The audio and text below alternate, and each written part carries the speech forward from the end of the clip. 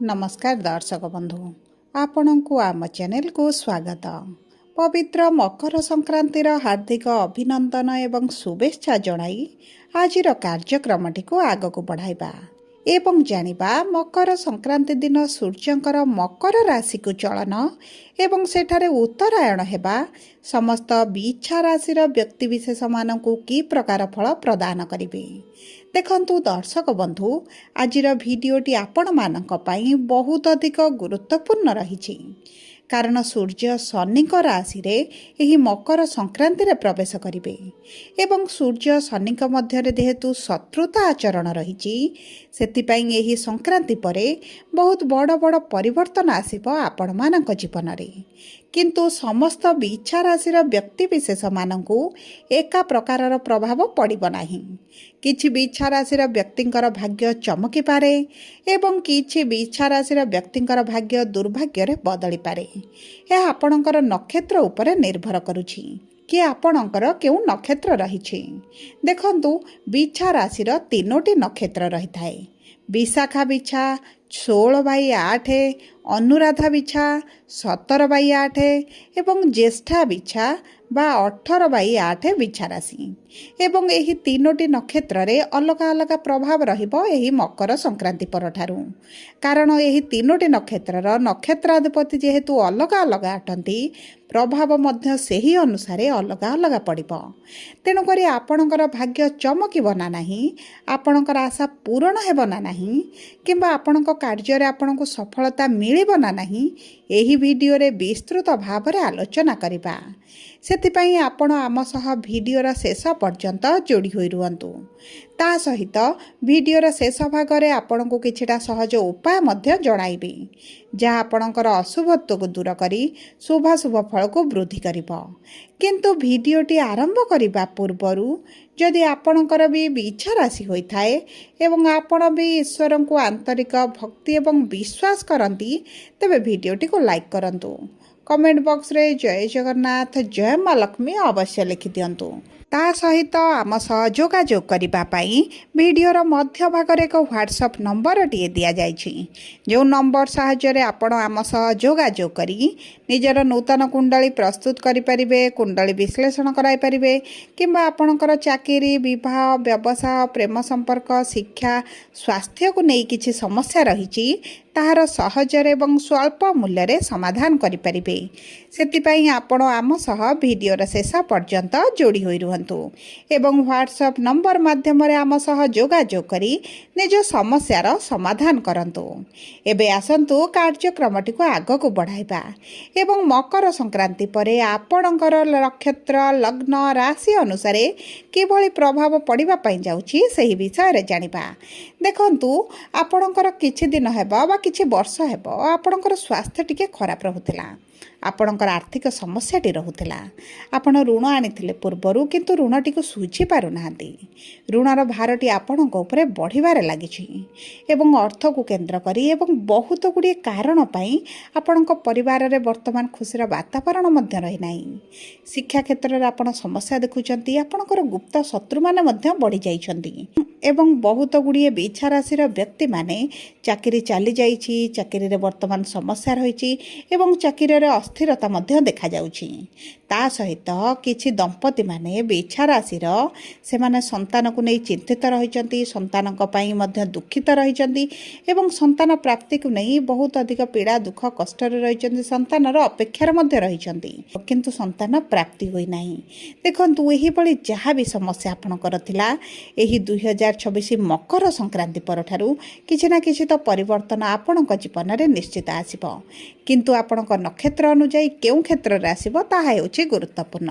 देखंतु सर्वप्रथम हेउछि विशाखा बिच्छा बा 16/8 बिच्छा राशि एवं एही राशि रो एही नक्षत्रर नक्षत्राधिपति हेउछंती देवगुरु बृहस्पति एवं गुरु आपणकर अष्टम गृह रे विराजमान करिछंती एवं कुंडलीर षष्ठ, अष्टम, द्वादश गृह को शुभ बोली मना जाएनी। जेहेतु गुरु आपणकर अष्टम गृह रे अछंती एवं सूर्य आपणकर धनर गृह रु बाहरी आपणकर तृतीय गृह रे विराजमान हेबे त्रिकोण ତ୍ରିକୋଣରେ ରହିବେ ଏବଂ ଶୁକ୍ରଙ୍କ ସହିତ ରହିବେ, ଏହି ସମୟ ମଧ୍ୟରେ ଆପଣଙ୍କର ନିଶ୍ଚିତ ଭାବରେ ପରିବର୍ତ୍ତନ ଆସିବ।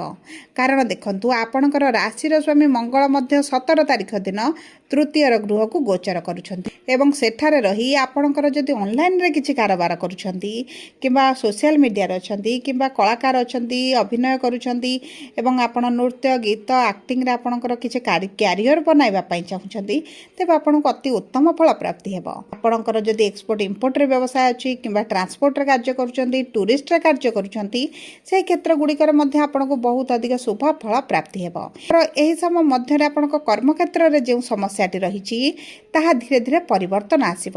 କାରଣ ଗୁରୁ ଆପଣଙ୍କର ଅଷ୍ଟମ ଗୃହରେ ବିରାଜମାନ କରି ଧନର ଗୃହକୁ ସପ୍ତମ ଦୃଷ୍ଟି ପ୍ରଦାନ କରୁଛନ୍ତି। ତେଣୁକରି ଆପଣଙ୍କର ଆର୍ଥିକ କ୍ଷେତ୍ରରେ ଯେଉଁ ସମସ୍ୟାଟି ଚାଲିଛି ତାହା ଧୀରେ ଧୀରେ ପରିବର୍ତ୍ତନ ହେବ। ଆପଣଙ୍କର ବକେୟା ଅର୍ଥ ମିଳିବା ସହିତ ଆପଣଙ୍କର ରୋଜଗାର ପ୍ରାପ୍ତି ହେବ ଏବଂ ଆପଣଙ୍କର ଇନକମ୍ ବଢ଼ିବା କାରଣରୁ ଆପଣଙ୍କର ସେଭିଙ୍ଗସ୍ ଗୁଡ଼ିକ ବୃଦ୍ଧି ଘଟିବ। ଏବଂ ଏହି ସମୟରେ ଯଦି ଆପଣ ଅର୍ଥକୁ କୌଣସି ସ୍ଥାନରେ ବିନିଯୋଗ କରନ୍ତି, ତେବେ ମଧ୍ୟ ଆପଣଙ୍କ ପାଇଁ ଉତ୍ତମ ରହିବ।